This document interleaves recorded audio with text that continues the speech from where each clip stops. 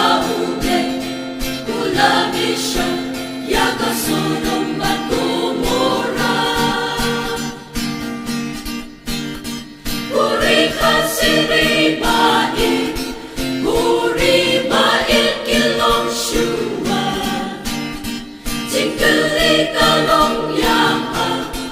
hangno puri padon menta, nakijins nito pa'y no menta, kat pagkapon ang biyang yaka, aswa jing bisya